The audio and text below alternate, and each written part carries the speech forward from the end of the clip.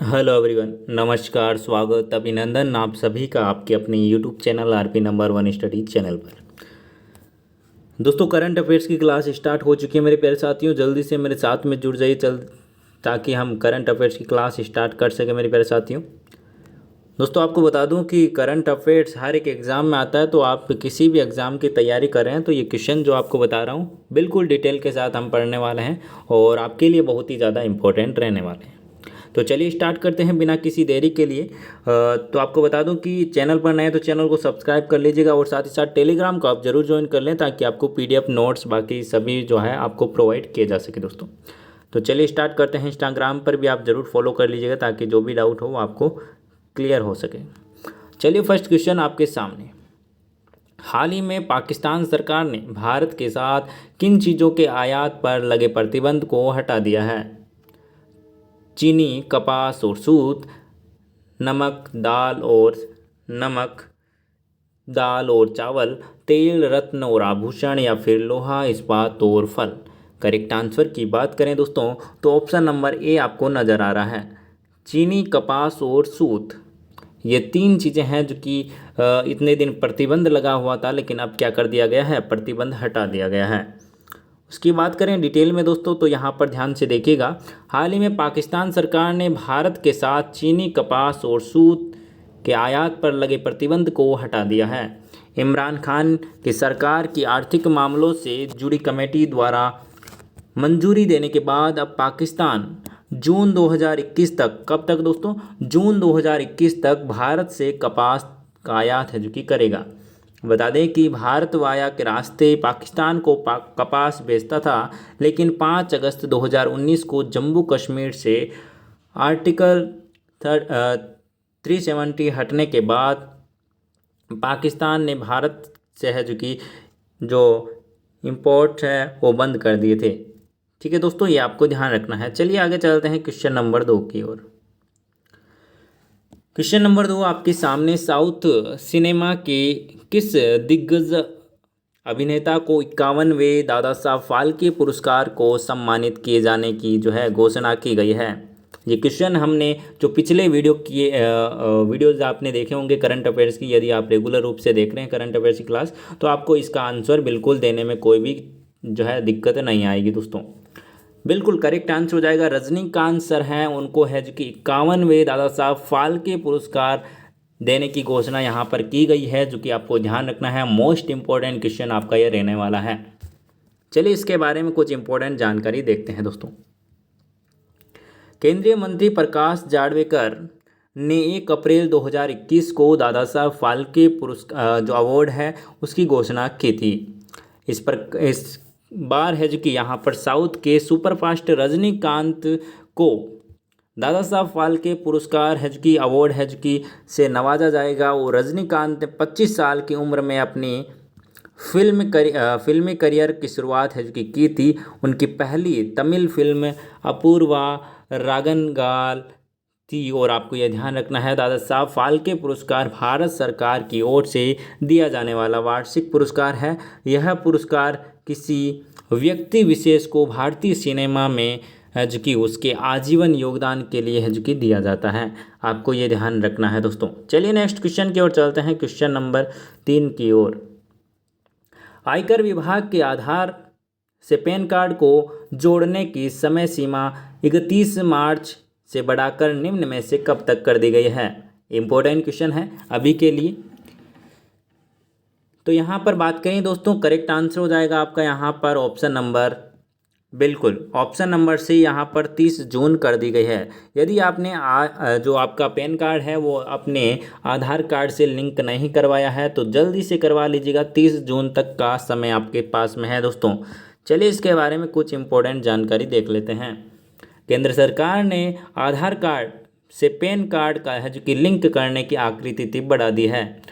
आधार से पैन को लिंक करने की तिथि जो 31 मार्च थी उससे बढ़ाकर 30 जून कर दी गई है। मालूम हो कि यह पहली बार नहीं है जब सरकार ने इसकी समय सीमा को बढ़ाया है, पहले भी इसको बढ़ा चुके हैं दोस्तों। कोरोना वायरस महामारी के चलते हो रही परेशानी को देखते हुए सरकार है कि समय सीमा को आगे बढ़ाया है। चलिए नेक्स्ट क्वेश्चन की ओर चलते हैं। फिर से बोल रहा हूँ, जिनका भी पैन कार्ड है जो कि आधार कार्ड से नहीं जुड़ा हुआ है वो ज़रूर जुड़वा ले दोस्तों। चलिए नेक्स्ट क्वेश्चन की ओर चलते हैं। क्वेश्चन नंबर 4, केंद्र सरकार ने उत्पादन आधारित प्रोत्साहन PLI योजना के तहत खाद्य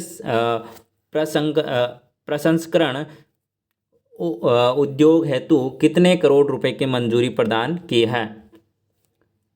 15,900 करोड़ रुपए, 20,900 करोड़ रुपए, 12,900 करोड़ रुपए या फिर 10,900 करोड़ रुपए? करेक्ट आंसर की बात करें तो ऑप्शन नंबर डी आपका करेक्ट आंसर हो जाएगा। 10,900 करोड़ रुपए के जो कि यहाँ पर जो कि मंजूरी प्रदान की गई है।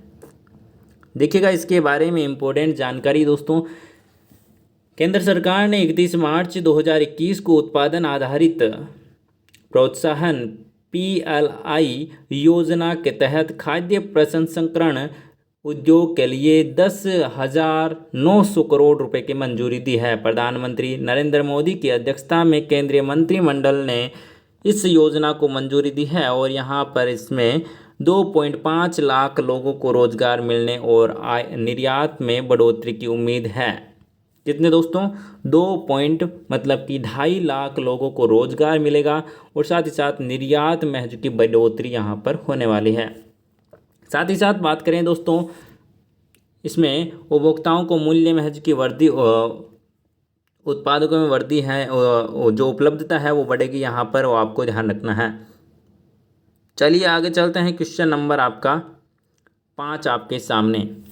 विश्व बैंक ने वित्त वर्ष 2021-22 के लिए भारत की सकल घरेलू उत्पाद GDP की वृद्धि दर अनुमान को बढ़ाकर कितने प्रतिशत कर दी गई है?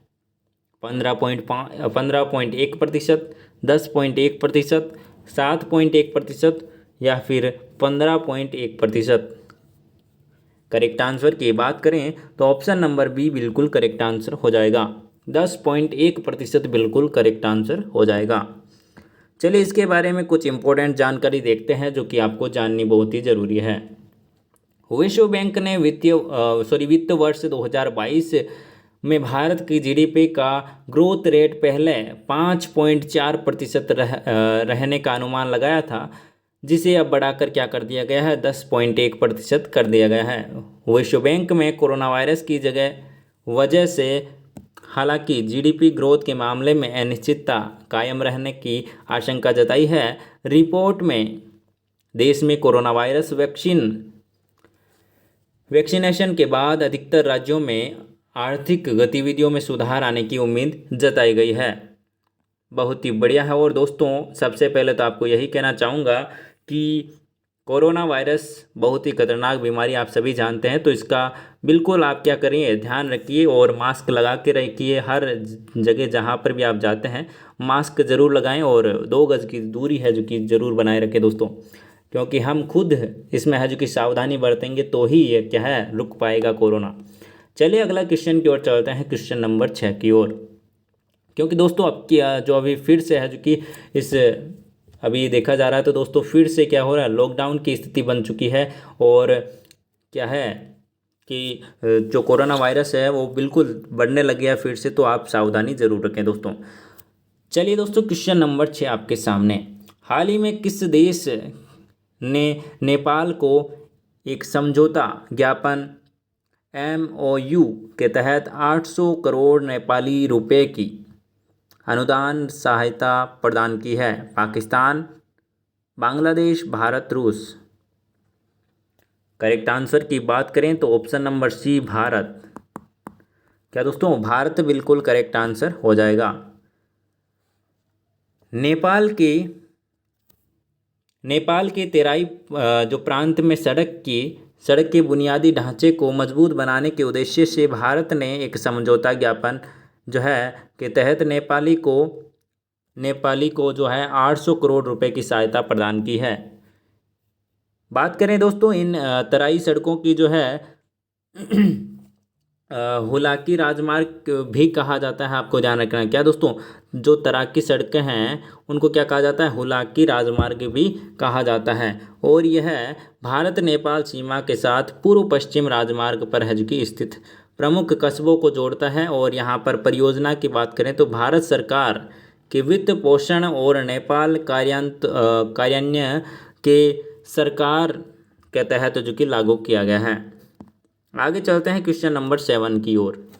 चीन और किस देश के बीच 25 साल से रणनीतिक सहयोग समझौते पर हस्ताक्षर किए गए हैं? Iran, Nepal, Japan, Bharat.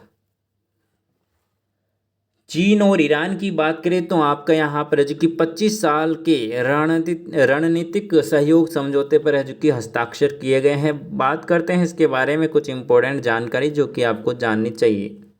चीन और ईरान के बीच में 25 साल के रणनीतिक सहयोग समझौते पर जो है हस्ताक्षर किए गए हैं। इस संधि का मुख्य उद्देश्य दोनों राष्ट्रों के बीच संबंधों को प्रभावी रूप से समन्वित और गहरा करना है। और यहाँ पर ऊर्जा उद्योग, परिवहन सेवाओं और बंदरगाहों के क्षेत्र में निवेश के लिए एक डिज़ाइन स्थापित करने में मदद करेगा। इस समझौते में राजनीतिक, अर्थव्यवस्था और रणनीतिक के विभिन्न पहलू और घटक भी शामिल हैं। दोस्तों चलिए नेक्स्ट क्वेश्चन की ओर चलते हैं। फ्रांस के राष्ट्रपति एमेन्युअल, क्या दोस्तों फ्रांस के राष्ट्रपति कौन? एमेन्युअल मैक्रों ने कोरोना के खतरे को देखते हुए पूरे देश में कितने हफ्ते के लिए लॉकडाउन लगा दिया है? तो बात करें दोस्तों अभी की, तो यहाँ पर 4 हफ्ते का लॉकडाउन लगा दिया है फ्रांस के राष्ट्रपति ने। बात करें इसके बारे में इम्पोर्टेंट जानकारी कि फ्रांस के राष्ट्रपति एमेन्युअल मैक्रों ने कोरोना के खतरे को देखते हुए 4 हफ्ते के लिए लॉकडाउन लगा दिया है। राष्ट्रपति मैक्रों ने कहा कि स्कूलों को कम से कम 3 सप्ताह के लिए बंद किया जाएगा। और साथ ही साथ लॉकडाउन का यह फैसला उस समय से लिया गया जब फ्रांस में कोरोना की तीसरी लहर चल रही है। और बात करें दोस्तों 4 सप्ताह तक लगाए इस देशव्यापी लॉकडाउन में है जो कि के दौरान जो ज़रूरी सामान की दुकानें हैं उनका है जो कि खोलने की इजाज़त दी गई है। तो दोस्तों इम्पोर्टेंट क्वेश्चन जानने कर आपको कैसा लगा कमेंट बॉक्स में कमेंट ज़रूर बताइएगा दोस्तों। और साथ ही साथ वीडियो को लाइक और शेयर करना है दोस्तों। चैनल पर नए तो चैनल को सब्सक्राइब कर लीजिएगा। साथ ही साथ दोस्तों हर एक क्लास ज़रूर देखें दोस्तों ताकि आपका कोर्स और अच्छे से आपकी तैयारी हो सके दोस्तों। धन्यवाद। वीडियो को लाइक और शेयर करना है। धन्यवाद दोस्तों।